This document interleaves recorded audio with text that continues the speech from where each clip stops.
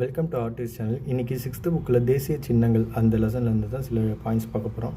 1911 December 27ஆம் நாள் நடைபெற்ற இந்திய தேசிய காங்கிரஸ் மாநாட்டில் தான் தேசிய கீதம் முதலாக பாடப்பெற்றது.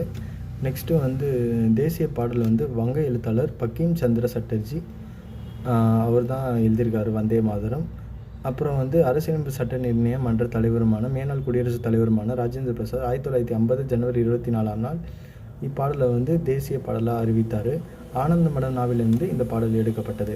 தேசிய உறுதிமொழி பிதிமாரி வேங்கட சுப்பராவ் தெலுங்கில் எழுதினார். இந்தியா எனது தாய்நாடு, இதுதான் தேசிய உறுதிமொழி. தேசிய நுண்ணுயிரி லாக்டோபேசிலஸ் டெல்புரிக்கு 2012ஆம் ஆண்டில் தேசிய நுண்ணுயிரியாக அறிவிக்கப்பட்டது. நெக்ஸ்ட்டு இந்திய நாணயம் நம்ம தமிழ்நாட்டை சேர்ந்தவர் தான் இது பண்ணியிருக்காரு. டி உதயகுமார் 2010 வடிவமைத்தார்.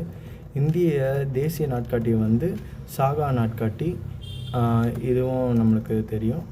நெக்ஸ்ட்டு இந்தியாவோட விடுதலை நாட்கள் சுதந்திர நாள், இது ஆகஸ்ட் 15 கொண்டாடுவாங்க. குடியரசு நாள் உங்களுக்கு நல்லாவே தெரியும்.